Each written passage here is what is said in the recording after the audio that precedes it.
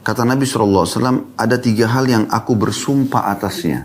Ya, saking pentingnya untuk dihafal dan diperhatikan, diterapkan dalam kehidupan, Nabi SAW bersumpah atas 3 hal ini.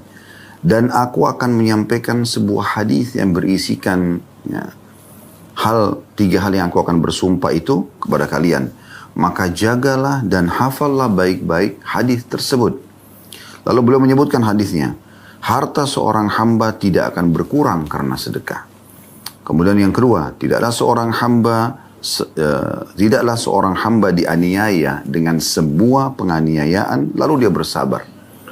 Melainkan Allah akan menambahkan kemuliaan kepadanya. Dan yang ketiga, tidaklah seorang hamba membuka pintu mengemis atau meminta-minta, melainkan Allah akan membuka pintu kemelaratan baginya. Atau kata yang serupa dengannya. Ini hadis dari Abu Kabsha. Kemudian juga Imam Nawawi menambahkan, mengatakan, dan aku pun akan menambahkan sebuah hadis kepada kalian, maka peliharalah baik-baik. Dan Nabi SAW bersabda, maaf, saya ulangi, bukan Imam Nawawi, ini lanjutan hadis Nabi SAW, tapi Imam Nawawi memberikan paragraf baru, cuma ini sambungan hadis.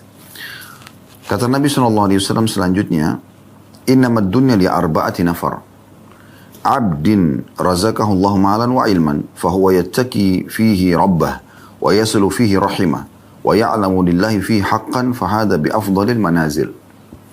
Wa abdin razaqahu Allah ilman, wa lam yarzukhu malan, fahuwa sadiqun niyya, yakulu law anna li malan la'amiltu bi amali fulan. فهو بنيته فأجرهما سواء وعبد رزقه الله مالا ولم يرزقه علما فهو يخبط في ماله بغير علم لا يتقي فيه ربه ولا يصل فيه رحمه ولا يعلم لله فيه حقا فهذا بأخبث المنازل وعبد لم يرزقه الله مالا ولا علما فهو يقول لو أن لي مالا لعملت فيه بعمل فلان فهو بنيته فوزرهما سواء. Hadis ini diriwayatkan Tirmidzi dengan sanad hasan. Terjemahannya, potongan yang kedua dari hadis.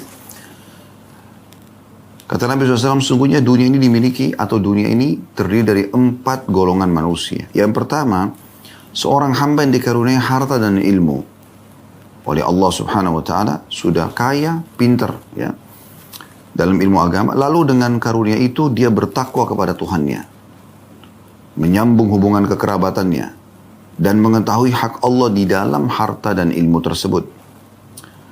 Ini adalah kedudukan yang paling tinggi, manusia yang terbaik. Kemudian yang kedua, seorang hamba dikaruniai ilmu oleh Allah dan tidak dikaruniai harta. Dia pintar agama tapi miskin secara ekonomi. Tetapi dia memiliki niat yang baik. Dia berkata, seandainya saya memiliki harta, niscaya saya akan berbuat seperti perbuatan fulan. Maksudnya golongan tadi yang diberikan ilmu dan harta. Maka golongan kedua ini pun mendapatkan pahala dengan niatnya itu. Dan pahala keduanya akan sama levelnya. Golongan ketiga, seorang hamba yang diberikan harta oleh Allah tapi tidak diberikan ilmu. Kaya raya tapi tidak faham agama. Sehingga dia salah dalam menggunakan hartanya. Tanpa ilmu, dia tidak bertakwa kepada Allah. Atau dia tidak bertakwa kepada Tuhannya di dalamnya. Maksudnya dalam mengelola harta tersebut. Tidak menyambung hubungan kekerabatannya. Dan tidak mengetahui hak Allah di dalamnya. Ini adalah kedudukan yang paling buruk. Ini golongan ketiga. Cuma punya harta tapi tidak faham ilmu agama. Sehingga dia salah dalam mengelola hartanya. Kemudian yang keempat adalah seseorang hamba yang tidak diberikan harta maupun ilmu oleh Allah. Jadi miskin dan bodoh secara ilmu agama. Dia berkata, seandainya saya memiliki harta, niscaya saya akan melakukan seperti apa yang dilakukan oleh fulan. Dia melihat golongan yang ketiga, yang memiliki harta tapi tidak punya ilmu. Niscaya saya akan melakukan seperti perbuatan si fulan. Maka kata Nabi SAW, ya, dia akan mendapatkan dengan niat itu dosa. Ya. Dan maka dosanya ya, sama. Bagi yang pegang bukunya, kalau cetakannya sama dengan saya, di sini ada kekeliruan terjemahannya, ada kalimat yang kurang. Di sini, maka dia dalam kurung mendapatkan pahala. Sebenarnya dia dalam kurung tidak mendapatkan pahala. Jadi ada potongan kata-kata tidak. Dengan niat itu bahkan justru dia mendapatkan dosa dan dosanya sama dengan golongan yang ketiga. Hadits ini teman-teman sekalian cukup panjang. Dan hadits ini memberikan banyak sekali pelajaran kepada kita. Dan seperti biasa, kita akan coba memberikan gambaran umum dulu dari hadits ini. Kemudian kita akan korek mutiara-mutiara ilmu yang ada di dalamnya. Secara umum teman-teman sekalian, hadits ini memberikan gambaran tentang salah satu pesan yang sangat mahal dari baginda Nabi SAW yang harusnya setiap muslim dan muslimah memperhatikan secara khusus. Karena Nabi SAW menyuruh menghafalnya dan menerapkan dalam kehidupan. Artinya jangan pernah ragu dengan apa yang aku sampaikan ini dan terapkan dalam kehidupan. Kalau mulailah dengan tidak akan berkurang harta karena sedekah, ya. Tidak ada orang yang terzalimi kemudian dia sabar, kecuali pasti Allah akan ya muliakan. Kemudian tidak ada orang yang membuka pintu minta-minta mengemis, kecuali pasti akan ya dibukakan pintu kemiskinan, kemelaratan, gitu kan. Jadi, kapan dia mengemis sementara dia mampu, maka Allah akan bukakan pintu kemiskinan. Kemudian Nabi SAW menjelaskan manusia di dunia ada 4 golongan. Yang pertama yang Allah berikan ilmu dan harta. Lalu kemudian dia sibuk bertakwa kepada Allah. Atau menghabiskan keduanya di jalan Allah. Menghabiskan tanda kutip di sini ya. Dia terus mengajar dan dia terus bersedekah. Kemudian yang kedua orang yang Allah kasih ilmu tapi tidak punya harta. Tapi karena dia betul-betul niat tulus dia mengatakan, ya Allah kalau seandainya engkau memberikan kepadaku harta seperti si fulan, golongan pertama, yang banyak membangun masjid, rumah anak yatim dan segala macam, saya juga akan buat yang sama. Dan benar-benar kalau Allah kasih dia harta, dia akan buat itu. Maka dua-duanya sama pahalanya dengan niat yang baik tadi. Nanti akan kita jelaskan panjang lebar dalam mutiara ilmunya, insya Allah. Kemudian yang ketiga yang Allah karuniahi harta tanpa ilmu, tidak pernah mau belajar ilmu agama, sehingga dia tidak tahu mana halal mana haram, dia tidak tahu haknya Allah dalam harta tersebut. Maka ini adalah kelompok kata Nabi SAW yang buruk.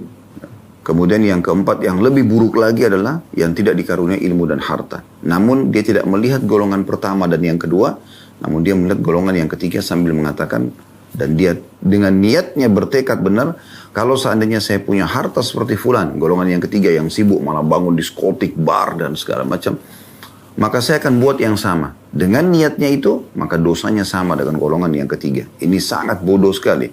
Karena sudah tidak punya ilmu, tidak punya harta, lalu panen dosa sama dengan orang yang berlaku maksiat tadi.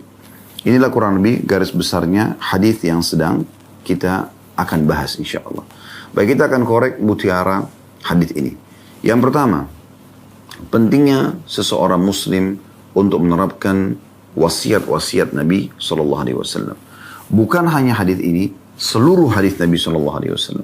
Dimulai dari perintah-perintah yang berisikan hal wajib, ya, sampai kepada hal yang sunnah.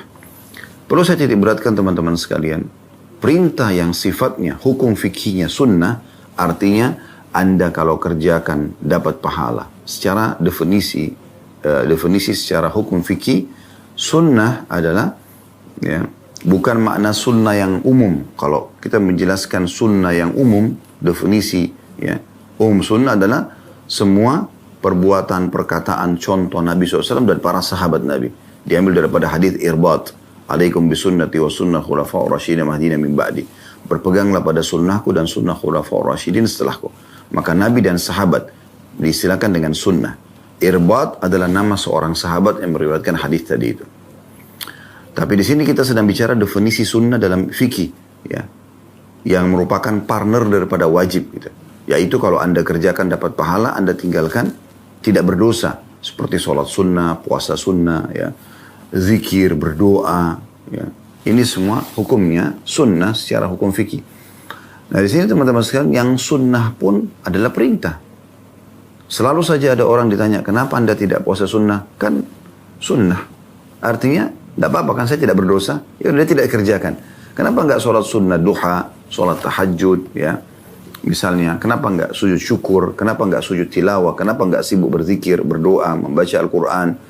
Karena dia bilang itu sunnah semuanya. Artinya sunnah seakan-akan tidak perlu untuk diperintahkan. Lalu untuk apa? baginda Nabi SAW sampaikan kalau begitu. Bagaimana ya seorang muslim harus memahami poin ini. Makanya Nabi SAW menitik beratkan di sini. Walaupun perintahnya di sini adalah sunnah, ya ada sunnahnya. Artinya di sini secara hukum fikih, yaitu bersedekah, ya mengeluarkan ya, apa yang harus dia keluarkan, yang Allah SWT amanahkan kepada dari harta. Maka Nabi SAW tetap mengatakan, Thalathatun uqsimu alaihinna, 3 pesanku yang aku bersumpah tentang kedudukannya, tentang pentingnya kalian terapkan sebagai kehidupan kalian. Wa uhaddithukum hadithan fahfadhu, dan aku akan ya, tuangkan ketiga pesan itu dalam sebuah hadis, hafal baik-baik, siap amalkan. Ya, jadi pesannya sebenarnya lebih kepada jangan milih-milih hadisku, kerjakan semuanya apa yang aku perintahkan, apakah wajib ataupun yang sifatnya hukumnya sunnah dalam definisi fikih tadi yang sudah kita jelaskan.